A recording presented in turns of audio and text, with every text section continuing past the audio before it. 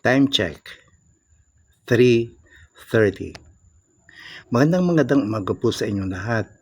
Narito na naman po ako at kaaga-aga ay gising na. Dahil ang sabi po kahapon ay mayroon daw meteor shower ngayong madaling araw. Pero kanina pa po ako dito sa labas ng bahay. Parang wala namang nagbabantang meteor shower. So ang tingin ko po talaga ay na fake news ako ngayong araw na ito.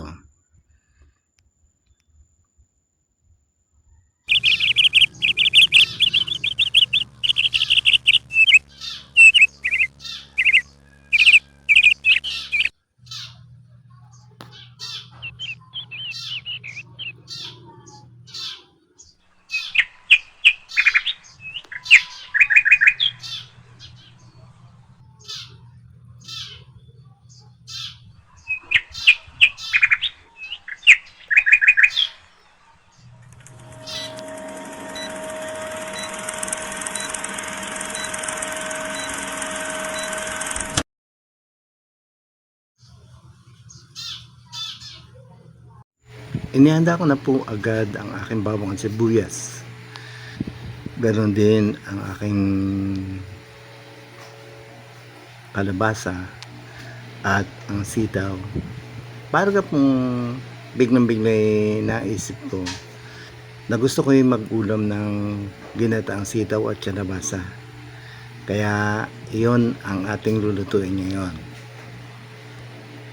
Napakasimple ano po. Pero kahit na po ganun kasimple ang gulay na yun at kahit ganun kamura, ay tunay naman pong napakasarap niyang ulam.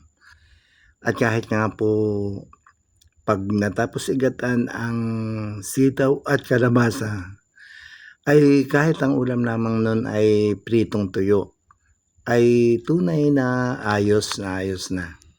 Masarap lalo binangin tuyo, kaya lang mahirap magbangi. Ari nga pala kagabi ay ako ay nangilaw, ay nakahuli ako ng 3 alimango. Parang ang tingin ko ho ay isasama ko rin sa ginataan para mas masarap ang lasa ng ginataan. Para din hindi naman purong sitaw at kalabasa ang ating gagataan. Mas maganda kung mayroong alimango.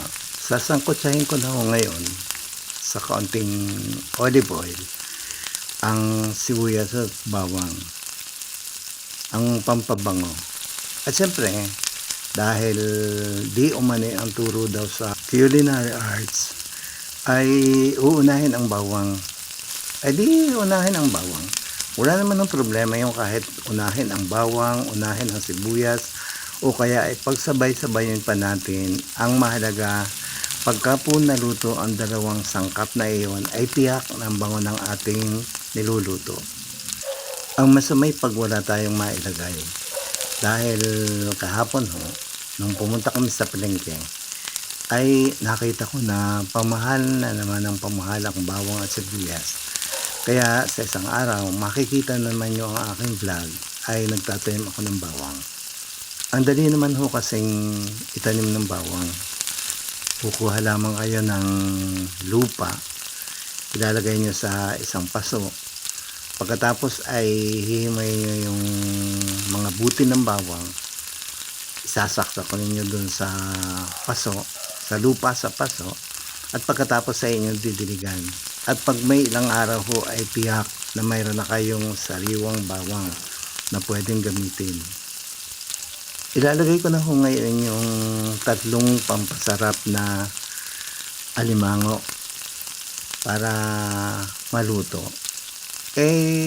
Yun ho'y akin ang nalinisang maigi na brush at tunay hong sa dami na ng tubig na akin napatulo doon. Kaya lamang ho, ay hindi ko pa naalis yung mga straw dahil baga ho, katulad nung minsang nagluto ako, ako bagay nasipit nung alisin ko yung mga straw. Kaya atin muna hong titingnan At pagka dead ball na yung mga alimango, saka natin kakalagin yung kanyang mga gapos. Yun naman yung mga taling yun, isinama ko na din sa pag-obras nung linisin ko yung ating alimango. Kaya pabayaan muna ho natin sila'y pugong na pugong para hindi sila makapanipit. Yun, sa partehong iyan, ay naalis ko na din sa wakas ang mga straw. At tunay na hindi nila ako na kanaang sipitin dahil tanyo naman at talagang pula na ang kanilang mga sipit. Sunod ay ilalagay ko na yung gata para lasang-lasa na agad yung gata. At medyo nabuo pa ho ang ating gata dahil yun ay ginamit ko na kamakalawa. Ang kaputol ay liho inilagay ko sa ref. Yung natira, ayan ang nangyari at nabuo ang ating gata. Ay dihoy atin munang tutunawin iyan dahil masama naman yung ganyang nakatumpok dun sa ibabaw ng mud crabs. Mas maganda ay natutunaw para sila ay, sabi nga ng matanda sa amin, ay aalanap hanggang sa ibabaw ng crabs. Pareho at inilalagay ko na ang ating kalabasa at sitaw. Pinagsabay ko na ho iyon, pero sa totoo lang dapat ho'y medyo nauna yung sitaw dahil medyo matagal-tagal lutuin yung kaysa sa kalabasa. Ay dahil napagsama ko na ho siya, biyain ng magkasama. Tapos ilalagyan ko na din ho ng ground black pepper. Masarap baga ho ay maraming ground black pepper. Kaya nga ho ako ay nagtanim na ng black pepper din sa aming garden para maganda. Ito ho at lalagyan ko na ng fish sauce. Masarap po pag may fish sauce dahil kahit ho hindi nyo asinan ay siyempre maalat yung fish sauce at pag naluto naman ay hindi nyo kita na nilagyan ng fish sauce. Kaya yun ho ang ating gagamitin. Para kung nung matunaw yung ating coconut milk na galing sa refrigerator ay kulang, tiga. Kaya atin hong nilagyan ng isa pang sachet ng coconut milk. Wala hong mabiling fresh na coconut din sa amin. Kaya agwanta ho tayo sa nakapack na coconut milk. At ayos din naman ho eh. Medyo maganda din naman ang lasa pag naluto. Ay tinakpan ko ho at pagka ho may takip ay madaling bumulak. Yun, ilagay ko na ho yung sili. Bigla ang pagkakalagay ng sili. Masarap ho pag may sili. Masarap din ho kung ang dami ng siling iyon. Kaya lang may minsan ho sabi ng mga niluluto ko ay huwag naman masyadong pakadamihan ang sili at tunay namang parang hindi o parang ayaw ipakain eh. Nalagyan din ho ng kaunting vinegar at siyempre katulad ng sabi doon sa mga vlogs na napanood ko, pag naglagay ng vinegar hindi muna hahaluin. Pero ayan ho, hinalo ko na. Inip na inip hindi pa ho napula yung alimango.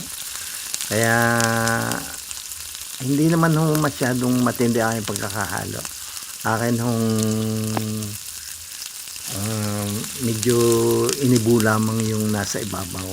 Nilagyan ho uli ng takip para tuloy ang bulakan. So ari ho at pagkatapos ng mahigit na kalahating oras ay naluto din ang ating ginataang sitaw at kalabasa. At ako'y napakasarap ng iulam dahil tanghalian ako ngayon dito sa amin. Maraming salamat ulit sa inyong lahat.